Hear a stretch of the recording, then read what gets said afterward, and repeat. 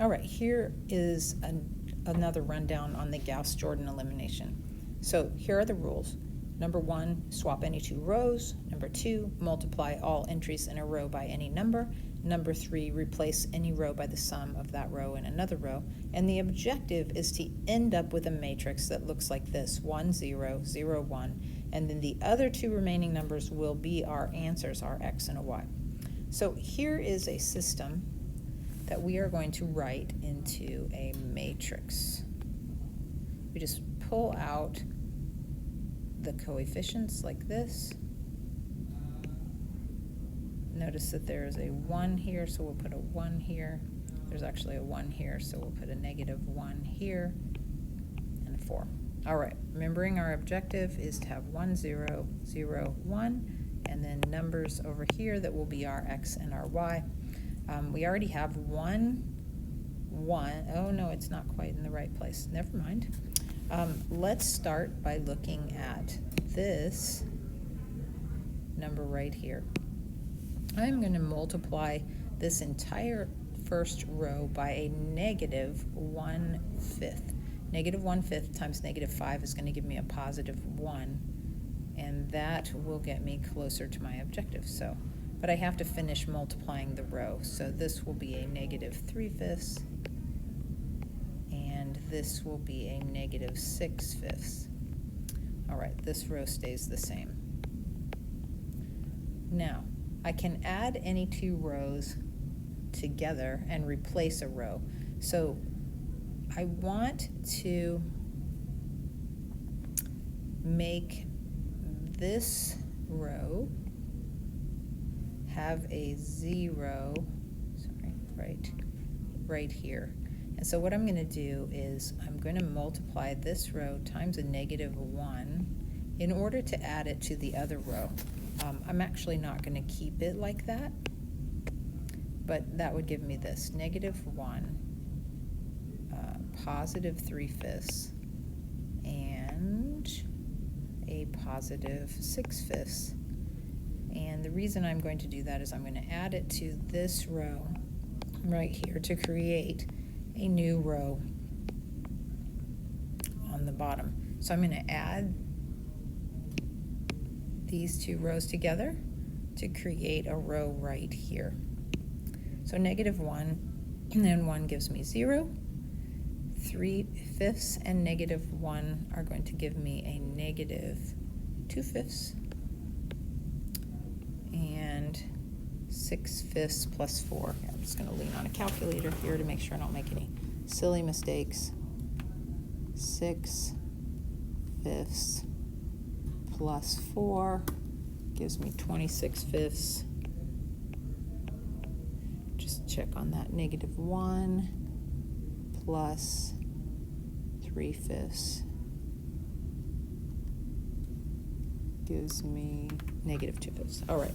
Then I'm just going to revert back to the other way I had the top row instead of keeping it multiplied by the -1. All right, so next thing I want is I want this -2/5 to become a 1. And so I am going to multiply this row by 5 halves, -5 halves, because negative times negative will give me a positive, and 5 halves times 2/5 is going to give me that 1 that I want. I can keep the top row the same, so I'm not using it this time for anything, and then multiplying anything times 0 is 0. I get the 1 here, and I need to do the math here. Let's see, that'll be negative, and the 5s will cancel, so I'll have 26 over 2, which is 13. And I could check that in the calculator, but I'm pretty confident. All right, so now I'm going to do that, multiply this row by something so that I can add it to the other row, because I want to get that to be a 0. So I'm actually going to multiply this row times a +3/5, and I'm not going to keep it that way. I'm just going to use it to add to the other row. So that would give me a 0, a 3/5, and a negative 39/5. Right, 9, 3. And then I'm going to be adding that to this row. I'm going to add them together to create a new row down here. And when I add those,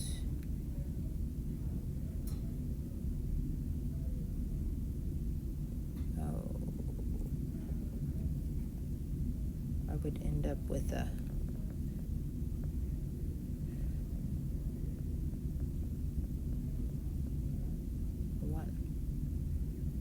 wait.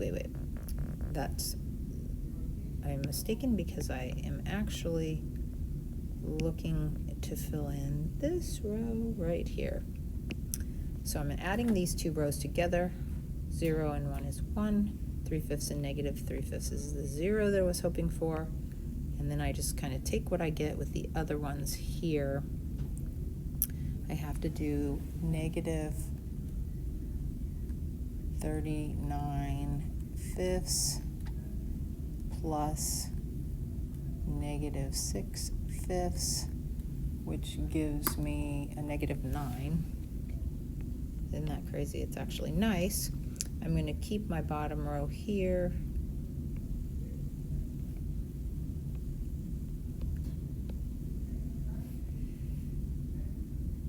And oh, wait. No. I want to keep it from the previous one here. This. All right. I actually now I'm at my objective because I have 1, 0, 0, 1, and that means that x equals a negative 9 and y equals a negative 13. This just takes practice and playing with it. So we could do maybe another example. We have x plus y equals negative 3, x minus y equals 1. So I'm going to write a matrix. There's a lot of 1s here. 1, 1, 1, 1. I have 1, 1, 1, negative 1, and a negative 3, and a 1 over with the constants. All right, I need to create some zeros. So I can do that by, first, if I multiply this row times a negative 1, then I can add it to this row and get a 0. So if I did that, this row would be negative 1, negative 1, positive 3, and I'm going to be adding that to the 1, negative 1, 1 to get a new bottom row. The new bottom row is 0, negative 2, and 4. Keeping this row the same now. All right, I need to create a 0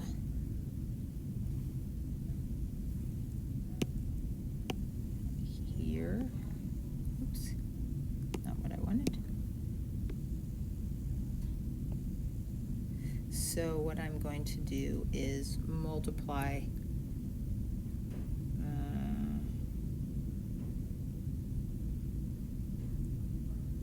actually, strategically, I think what I'm going to do is multiply now this row times a negative 1/2. That will give me 0. It will give me a positive 1, and it will give me a negative 2 if I multiply that row by that. And then I will have the 0, 1, which is good. So I have 1, 1, negative 3, 0, 1, negative 2. All right, if I can just get this one to be a 0, then I will have the matrix that I'm looking for. So I'm going to multiply this row times a -1. I'm not going to keep it that way, but I'm going to add it to the other top row. 0, -1, and +2. And I'm going to be adding it to this existing row to create a new top row. When I do that, I get 0 plus 1 is 1, -1 plus 1 is 0, and 2 plus -3 gives me a -1. I'm going to keep the row at this stage, and I now know that x is -1 and y is -2. There you go.